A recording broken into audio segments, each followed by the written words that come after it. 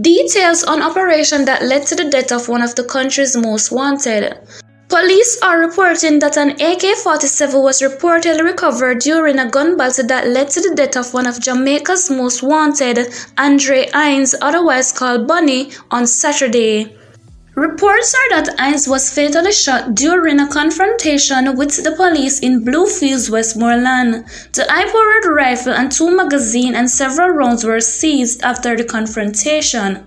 Hines, who was associated with the notorious Delete Gang, was wanted for multiple cases of murder, shooting, and arson, as well as other crimes. Preliminary reports are that shortly before midday, the Westmoreland police were on operation in the area when men dressed in army fatigue were seen walking around with guns. The men engaged the police in a firefight and Hines was shot. Hines was among the more than 80 wanted men recently published by the police. He is from Savannah Lamar in the parish. However, intelligence indicates that he fled the area at the declaration of a zone of special operation. Investigators believe that he was hiding in the hills of Bluefields in a hut with 2 other men, Devani Bennett, otherwise called Satan, or Dap, and Moses Ramsey. Investigators believe that Bennett and Ramsey were present at the time of the incident, but they escaped. The police are urging Bennett and Ramsey to turn themselves into the nearest police station immediately. Additionally, we urge the public to report any suspicious people or activity to the police by calling Crime Stop at 311, the Police 119 emergency number, the Criminal Investigations Branch headquarters at 876-929-9256 or the nearest police station.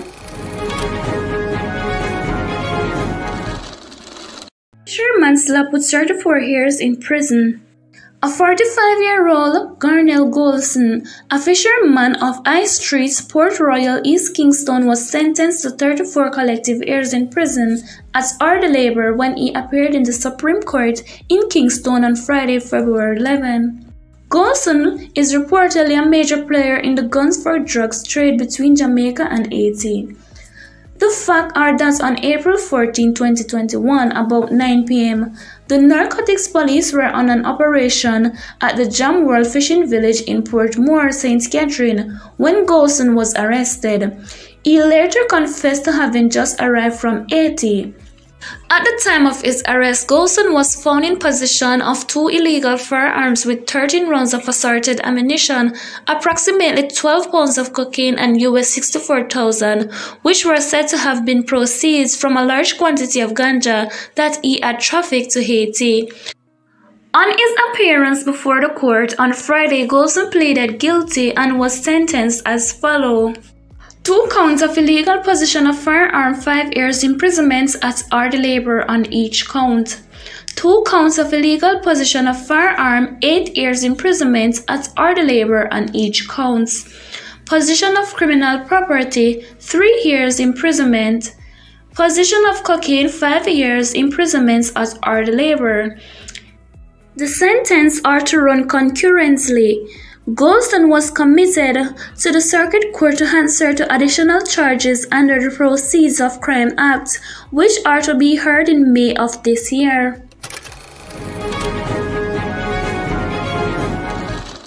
Jamaican man sentenced to 3 years in UK for sexual assault of 2 teenagers. A 45-year-old Jamaican has been sentenced to 3 years in prison in United Kingdom after he was found guilty of assaulting 2 teenage girls. He is Roger Loney of Stachfield Close in Enbury, Bristol. The Jamaican denied abusing the teenagers but was convicted at trial. According to UK media, a jury found Loney guilty of sexually assaulting 1 girl and of committing 3 sexual assaults of the other. Judge James Patrick jailed him for 3 years. The judge also barred him from working with children and vulnerable adults and ordered him to sign the sex offenders register for life. Loney was found guilty inappropriately touching both victims. Both gave impact statements saying the abuse left them scared and traumatized.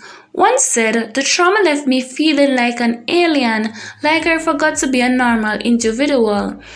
I felt very fragile and concerned. I've stopped any form of getting to know men. I didn't have a bit of my life untouched. I hope the defendants can learn from this and not to make the same mistake. Loney's lawyer Derek Perry described him as a man of previous good character and said he remains in denial about the offenses.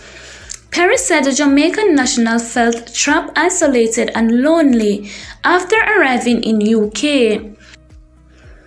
The court heard that his father died in October last year. A mix of COVID and the court case prevented Loney from attending his funeral.